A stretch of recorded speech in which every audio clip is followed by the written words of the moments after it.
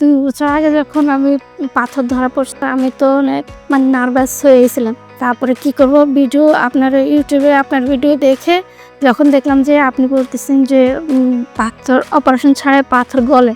তিনি অপারেশনকে অনেক ভয় পেতেন। তিনি কোনোভাবেই অপারেশনে রাজি হচ্ছিলেন না, যে কারণে তাকে এই ধরনের চিকিৎসাটি দেওয়া হয়েছিল এবং আমি তার সার্জারির জন্য বলে দিয়েছিলাম। কিন্তু আসসালামু আলাইকুম সুপ্রিয় ভাই বোন, মিনার্ভা হসপিটাল লিমিটেডের আমার চেম্বার থেকে আমার এক সম্মানিত রোগীকে তাদের সামনে উপস্থিত হয়েছি। আজ আমার একটি অন্যতম আনন্দের দিন, কেননা রোগীর সাথে আমিও সমানভাবে আনন্দিত। তার পিত্তথলিতে অনেকগুলো পাথর ছিল, সেই পাথরগুলো গলে গিয়েছে। তো তিনি অনেকক্ষণ ধরে আমার জন্য অপেক্ষা করছিলেন, আমার সাথে একটু দেখা করার জন্য। তিনি নিজে এসে মাঝে মাঝে আল্ট্রাসোনোগ্রাফি করে দেখেন যে তার পাথরটা গললো কিনা। তো আজকে তিনি এসেছেন এবং তার আজকে সবগুলো পাথরই গলে গিয়েছে এবং সেটি অত্যন্ত আনন্দের একটি বিষয়। তিনি অপারেশনকে অনেক ভয় পেতেন, তিনি কোনোভাবেই অপারেশনে রাজি হচ্ছিলেন না, যে কারণে তাকে এই ধরনের চিকিৎসাটি দেওয়া হয়েছিল এবং আমি তার সার্জারির জন্য বলে দিয়েছিলাম। কিন্তু তিনি ধৈর্য ধরে দীর্ঘ পথ পরিক্রমায় তিনি এই চিকিৎসাটি নিয়েছেন এবং আজকে সফলতার মুখ দেখলেন।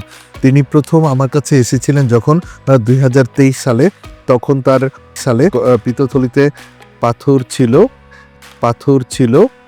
তখন তার পাথরের সাইজ ছিল হলো, আমি আপনাদের সামনে উপস্থাপন করছি, সামনে মাল্টিপল বলেছে, কমপক্ষে 20টি পাথর ছিল এবং লার্জেস্ট ওয়ান মেজারিং 1.4 সেন্টিমিটার, মানে 14 মিলিমিটার এক একটা পাথর ছিল।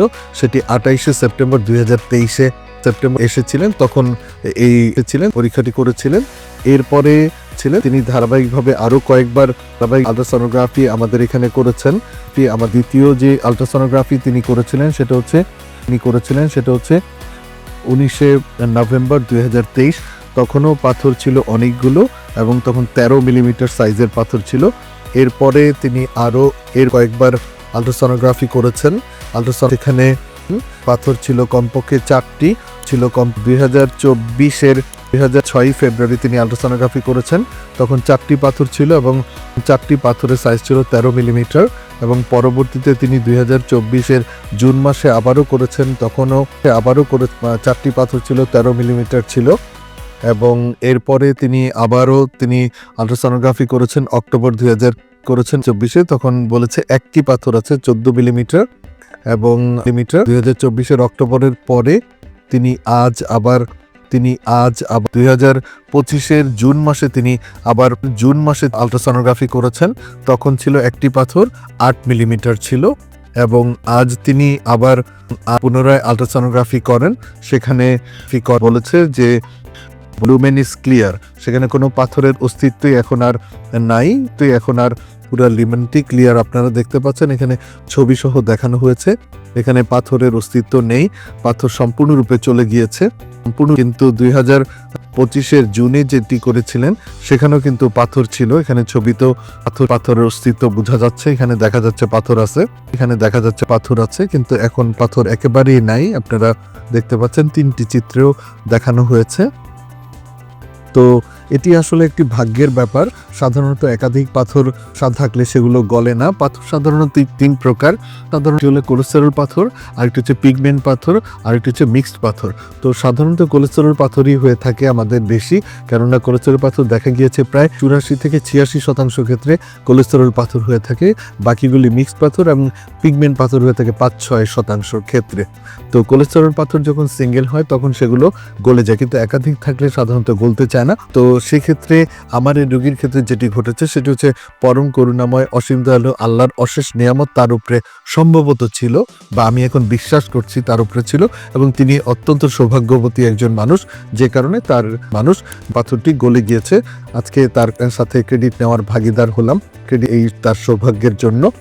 তো আমি আপাকে একটু জিজ্ঞেস করবো, আপনি এই যে আমার কাছে 2 বছর আগে আসলেন, তখন আপনার মানসিক অবস্থা কি ছিল, আর আজকে আপনার মন কেমন লাগছে, এটা আপনার অভিজ্ঞতাটা একটু জানতে চাচ্ছি। হ্যাঁ, 2 বছর আগে যখন আমি পাথর ধরা পড়ছে আমি তো অনেক নার্ভাস হয়ে গেছিলাম। কি করব অপারেশন তো অপারেশন আমার সবসময় ভয় লাগতো।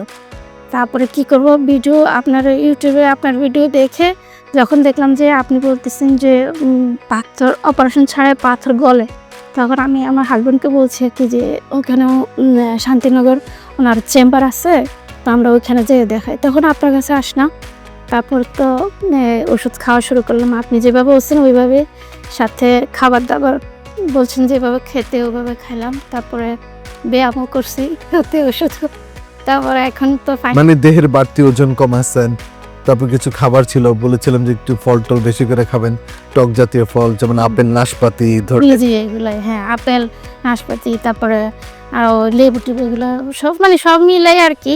আর ওষুধ তো 2 বছর পুরাই মানে বাদ তো দেই নাই, সবসময় খাইছি। আর শুধু মানে কদিন 6 মাস পর পর, আগে তো 3 মাস পর পরে আলট্রাসোনোগ্রাম করতাম, এরপরে তো আপনি বলছেন 6 মাস পরে করতে, তারপরে তো 6 মাস পরে এই যে 2বার করলাম 1 বছরে, তো আল্লাহর রহমতে বড় পাথরটা গলে গেছে। গলে গেলেন, যাক মাশাআল্লাহ। আপা আপনি সন্তুষ্ট হয়েছেন তো? আমি মানে যে আমার রিপোর্টটা যখন ম্যাডামকে জিজ্ঞেস করছে, ম্যাডাম বলছে কই, আমি তো কোনো পাথর দেখতেছি না।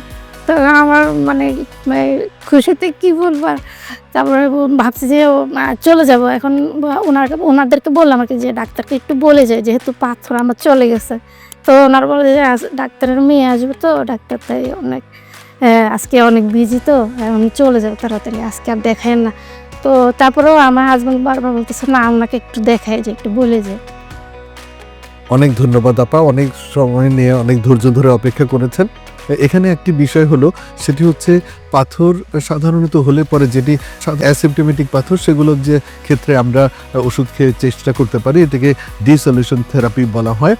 শিলা শার্লকের 12th এডিশন বইতে ডিসলিউশন থেরাপি সম্পর্কে বলা আছে। আমাদের লিভারের যে টেক্সট বই রয়েছে সেখানে কিন্তু বলা আছে এই ধরনের চিকিৎসাও কিন্তু রয়েছে, এবং এতে বেশ কিছু সফলতার হার দেখা যায়। কিন্তু যাদের সিমটোমেটিক পাথর, যাদের ইনফ্ল্যামেশন হয়েছে, গলব্লাডার ফাংশনিং না, গলব্লাডার, তাদের ক্ষেত্রে কিন্তু অপারেশন লাগে, এবং যার ঘন ঘন ব্যথা হয়, যার এবং হয় এবং অ্যাকিউট কন্ডিশন হয়, তার গলস্টোন প্যানক্রিয়াটাইটিস হয়ে যায়, তাদের কিন্তু অপারেশনের প্রয়োজন হয়। যাদের অপারেশনের প্রয়োজন তাদেরকে করতেই হয়, আর যাদের অপারেশনের প্রয়োজন নেই তাদের ক্ষেত্রে কিছু কিছু ক্ষেত্রে দেখা যায় যে ডিসলিউশন থেরাপিতে বেশ কার্যকরী। এক্ষেত্রে দেখা যায় যারা শিশু, যারা বৃদ্ধ কোমরবিড কন্ডিশন, অর্থাৎ একাধিক রোগ রয়েছে, যারা প্রেগনেন্ট গর্ভবতী মা, অথবা যারা একেবারেই অপারেশন করতে অনীহা প্রকাশ করেন এবং তিনি চান না, ভয় পান, তাদের ক্ষেত্রে এই চিকিৎসাগুলো দেখা যায় মাঝে মধ্যে বেশ কার্যকরী এবং ফলপ্রসূ হয়ে থাকে। সুপ্রিয় ভাই বোনেরা, আপনাদের মাধ্যমে আমি আমার সম্মানিত রোগীর জন্য দোয়া চাচ্ছি। তিনি রোগীর জন্য রোগ মুক্তি লাভ করেছেন, তার জন্য আনন্দের দিন, এবং আমরা সেই আনন্দ ভাগাভাগি করে নিচ্ছি। তার জন্য দোয়া করবেন, তিনি যেন বাকি জীবন সুস্থ থাকেন, স্বাভাবিক থাকেন, এবং একই সাথে আপনাদের কাছে আমিও দোয়া চাচ্ছি যেন এই ধরনের উন্নত চিকিৎসাগুলো মানুষকে দিতে পারি, সাহসের সাথে মানুষ যেন চিকিৎসা নিতে পারে, ভালো থাকতে পারে, সুস্থ থাকতে পারে। সবাই ভালো থাকবেন, সবার দোয়া চেয়ে বিদায় নিচ্ছি। আল্লাহ হাফেজ।